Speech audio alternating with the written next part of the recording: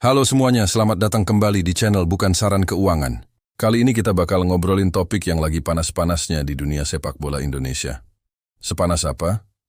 Ya, sepanas-panasnya.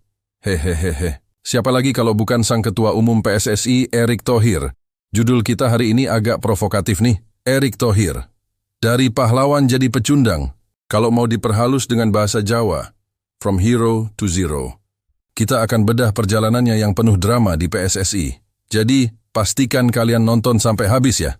Oke, kita mulai dari awal dulu. Erick Thohir, siapa sih yang nggak kenal? Pengusaha sukses, mantan bos klub raksasa Inter Milan, sampai jadi Menteri BUMN. Profilnya mentereng banget kan? Waktu beliau terpilih jadi Ketua Umum PSSI, ekspektasi kita semua langsung melambung tinggi. Wah, akhirnya ada sosok berkaliber internasional yang siap mereformasi sepak bola kita yang jujur aja, sudah lama stagnan. Harapannya beliau ini bakal jadi the hero yang membawa timnas Garuda terbang tinggi. Kita semua optimis, era baru sepak bola Indonesia telah tiba. Duetnya dengan pelatih STY membawa timnas Indonesia ke level yang berbeda. Hal yang dulu mustahil dicapai menjadi sangat mungkin untuk didapat. 2 tahun lalu coba tanya kapan Indonesia akan masuk Piala Dunia. Pasti jawabannya masih lama. Kalau tidak dijawab, kapan-kapan lah. Namun awal tahun 2025 semua itu jadi mungkin. Indonesia adalah satu-satunya negara yang mewakili ASEAN di putaran 4 kualifikasi Piala Dunia. Bahasa gaulnya, ASEAN digendong Indonesia. Dari yang mimpi aja tidak berani, menjadi mimpi yang mungkin diwujudkan. Kita ada di peringkat 3, hanya selisih 1 poin dengan peringkat 2 untuk lolos langsung ke Piala Dunia. Dan jadwal pertandingan selanjutnya menguntungkan kita. Tes mimpi kita akan jadi kenyataan. Tapi, seperti kata pepatah, realita seringkali tak seindah ekspektasi. Bagai petir di siang bolong duar. Itu si geledek bukan petir. Hahaha, entah dapat wangsit dari mana. Erick Thohir mengganti STY dengan bintang laut Patrick. Memang Patrick ini saat menjadi pemain adalah salah satu striker terbaik dunia. Mungkin buat anak zaman sekarang sulit membayangkan sehebat apa Patrick saat jadi pemain. Kalau Erling Haaland tahu kan? Bisa dibilang sehebat itulah Patrick. Namun itu kan waktu jadi pemain. Sedangkan waktu jadi pelatih. Patrick bukan siapa-siapa. Tidak ada prestasi Patrick saat jadi pelatih. Sekali lagi tidak ada. Mudahnya jarak Sty dan Patrick waktu jadi pemain kan jauh. Sejauh itu pula jarak mereka waktu mereka berdua jadi pelatih. Namun berbanding terbalik ya. Dan alasan Erick terhadap pemecatan STY tidak jelas. Terlalu mengada-ada. Bahkan sampai saat ini pun tidak ada kejelasan mengapa STY dipecat. Demikian pula alasan pemilihan Patrick. Masa alasannya karena Patrick mau datang saat Natal? Halo. Ini memilih pelatih timnas loh. Jadi alasan pemecatan dan pemilihan pelatih sama absurdnya. Disinilah kekacauan dimulai. Ya iyalah, masa pemecatan nggak jelas, pemilihan pelatih nggak jelas. Mau hasilnya jelas ya nggak mungkin. Hasilnya pasti nggak jelas juga. Pertandingan-pertandingan selanjutnya membuat Indonesia tidak bisa lolos langsung ke Piala Dunia 2026. Dan harus melewati kualifikasi putaran kelima. Itu membuat kepercayaan rakyat Indonesia terhadap Erick Thohir yang semula sangat tinggi menjadi mulai runtuh. Dan Erick menanggapinya dengan berkata, kalau kalian sudah tidak percaya dengan proyek ini, saya akan mundur.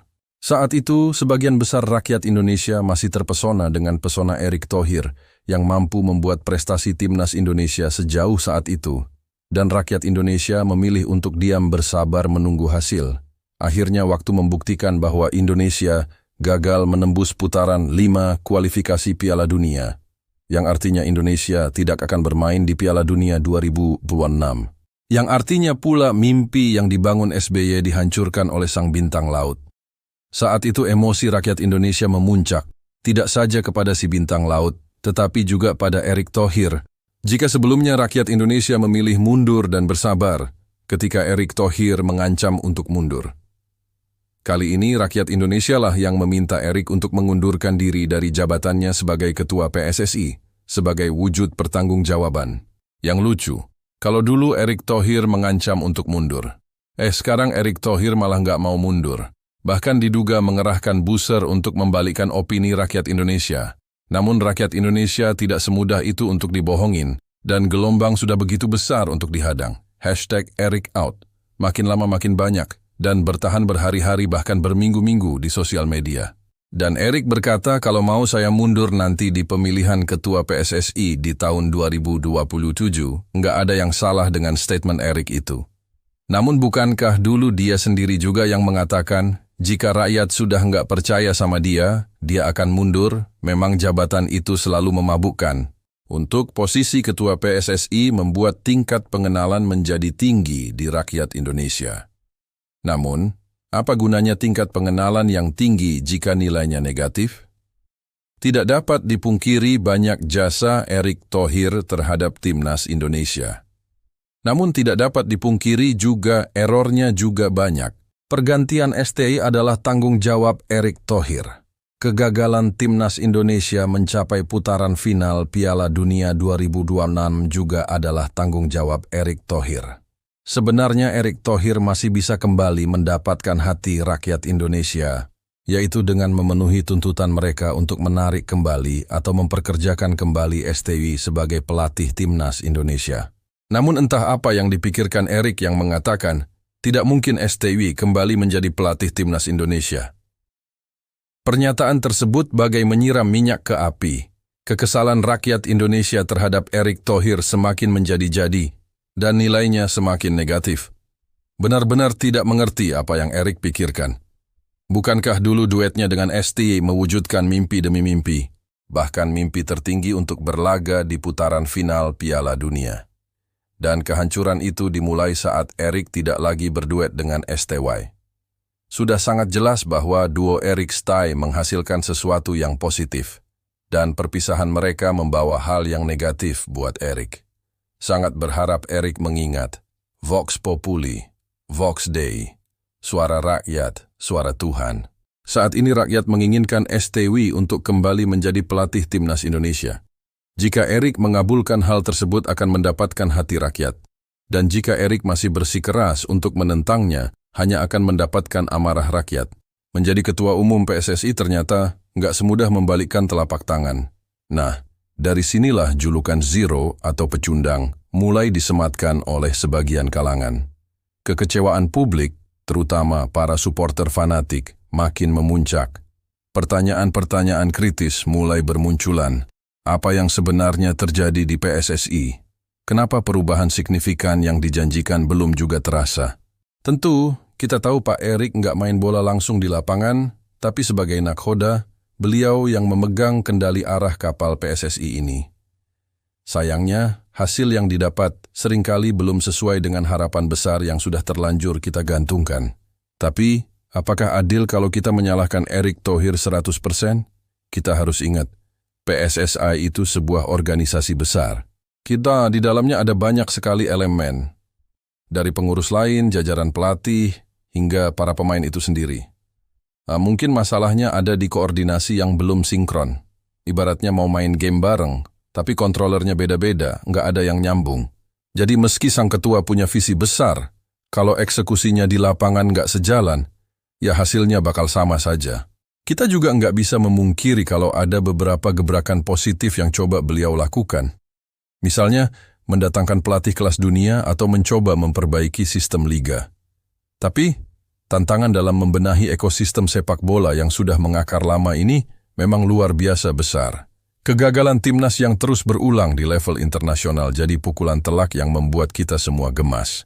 Dulu kita bayangin bisa cepat juara AFF atau bahkan lolos Piala Dunia. Ternyata perjalanannya masih sangat terjal. Satu hal yang menarik dari Erick Thohir adalah gaya komunikasinya. Beliau sering banget melontarkan pernyataan-pernyataan yang penuh optimisme dan harapan. Timnas akan lebih baik, PSSI akan lebih maju, bahkan sampai target ambisius, Indonesia bisa ke Piala Dunia. Kadang kita jadi mikir, ini beneran strategi atau cuma janji manis biar kita tetap tenang? Ya, kita sebagai penikmat sepak bola cuma bisa senyum-senyum tipis sambil berharap semua itu bukan sekadar slogan kosong. Jadi, bagaimana kesimpulannya? Apakah Erick Thohir sudah gagal total? Mungkin terlalu dini untuk menyimpulkan seperti itu. Membangun fondasi sepak bola yang kuat itu bukan proyek instan, butuh waktu, kesabaran, dan kerja keras dari semua pihak. Bisa saja beliau yang sekarang dianggap zero oleh sebagian orang, suatu saat nanti bisa kembali jadi hero yang membawa timnas kita meraih prestasi yang selama ini kita impikan. Perubahan butuh proses, dan setidaknya sudah ada upaya yang dilakukan. Dari sisi kita sebagai supporter, rasa kecewa itu wajar. Tapi, jangan sampai rasa kecewa itu membuat kita berhenti mendukung. Karena pada akhirnya, siapa lagi yang akan mendukung timnas Indonesia kalau bukan kita sendiri? Terus berikan dukungan dan juga kritik yang membangun, karena suara kita penting untuk kemajuan sepak bola tanah air. Oke, teman-teman, itu tadi obrolan kita tentang perjalanan Erick Thohir di PSSI. Penuh lika-liku kan? Semoga kedepannya sepak bola Indonesia bisa benar-benar menemukan jalan menuju kesuksesan. Terima kasih banyak sudah menonton. Jangan lupa like, komen, dan subscribe ya, biar kita bisa terus bahas topik-topik seru lainnya. Sampai jumpa di video berikutnya.